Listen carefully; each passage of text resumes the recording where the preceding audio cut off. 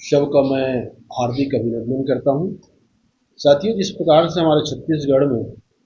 नक्सलियों के समाप्त होने के बाद ये अंदेशा था भारतीय जनता पार्टी को, कहीं न कहीं आदिवासी अंचल और वनांचल अंचल में एक भ्रम फैलाकर जो फिर से अर्बन नक्सलवाद को बढ़ावा दिया जा रहा है। जिस प्रकार से आज आप देख रहे हैं कि तमाम जो आदिवासी वनवासी अंचल में नक्सली समाप्त हुए, उसके बाद वहाँ पर अंगल बातें लाकर जिस प्रकार से आंदोलन को मूर्त रूप देने के लिए कांग्रेस एक टीम या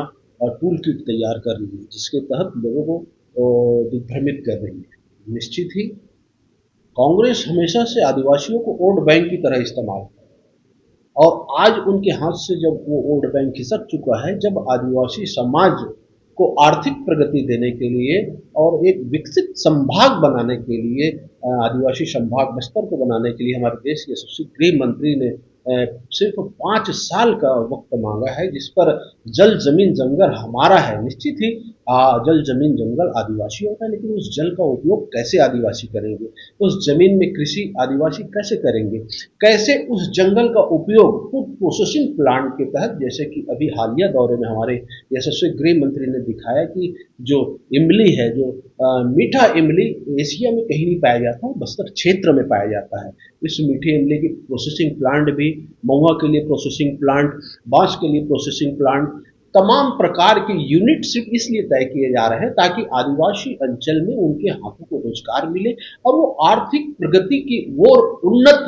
किसान के रूप में, उन्नत क्षेत्र के रूप में बस्तर विकसित हो। इसके लिए हम काम कर रहे हैं। जो कांग्रेस कभी नहीं चाहती कि आदिवासियों के तन में कपड़ा रहे, आदिवासी समाज, आदिवासी क्षेत्र के लोग वहां पर आर्थिक विकास करें। इसलिए इस समय जो कांग्रेस की जो अर्बन नक्सल की टीम है,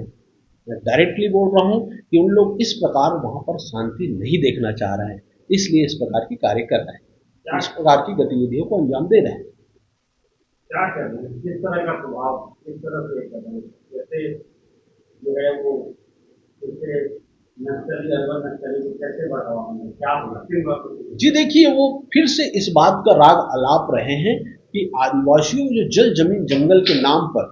जो पहले भी ये करते रहे हैं, और कांग्रेस के कारण ही नक्सलियों का उत्पत्ति हुआ था। उनके ही शासनकाल में, उनके ही शोषण के खिलाफ आदिवासियों ने आवाज उठाई थी, तब नक्सली उत्पन्न हुए थे। आज भारतीय जनता पार्टी की सरकार ने उन नक्सलियों को निस्तेनाबूद कर दिया। अब मैं बताऊंगा कि 2018 से जब 2023 तक इनकी सरकार थी, तो तेंदुपत्ता संग्राहक परिवार के लगभग 900 करोड़ रुपया इस उस समय की तत्कालिक सरकार में जमा थे। लेकिन उस 900 करोड़ में वहां पर फूड प्रोसेसिंग प्लांट लगना था सुकमा में, फूड प्रोसेसिंग प्लांट लगना था बस्तर में, फूड प्रोसेसिंग प्लांट लगना था दंतेवाड़ा में, लेकिन वहां पर न लगा के आरजाम गांव, जहां 2 बूटा तेंदुपत्ता भी नहीं होता, वहां इनके पूर्व मुख्यमंत्री, कांग्रेस के मुख्यमंत्री प्लांट लगा दिए। उस आदिवासी समाज के तेंदुपत्ता संग्राहक परिवार के लोगों को रोजगार मिला। तो कहीं न कहीं इन्होंने जो शोषण किया है, उस शोषण को दरकिनार करते हुए अब कहीं उसके विकास के लिए जो भारतीय जनता पार्टी काम कर रही है, उसमें तो सारे लोग को सहयोग करना चाहिए कि बहुत अरसे के बाद आदिवासियों की आर्थिक प्रगति के लिए जो हम काम कर रहे हैं, उसके कृषि क्षेत्र के लिए, जल क्षेत्र के लिए, जंगल क्षेत्र के लिए काम कर रहे हैं, उसमें सबको एक होना चाहिए। 15 साल आपकी सरकार थी, 2 जिलों से 20-25 जिलों तक फैल गया नक्सलवाद, ऐसा कांग्रेस लगातार आरोप रहा है। अगर 5 साल के किनारे 15 साल से आपकी सरकार उस समय क्यों कर रही थी?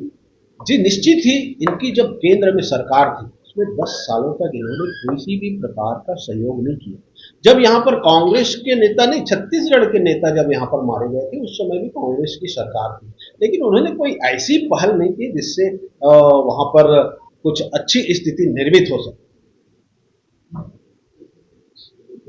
एक और सवाल था, अभी कांग्रेस कारोबार 2.5 साल में लगभग ज्यादा कांग्रेस के नेताओं के खिलाफ मामले दर्ज हो रहा है, दर्ज हो रहा है कि बदले लेने के किया जा रहा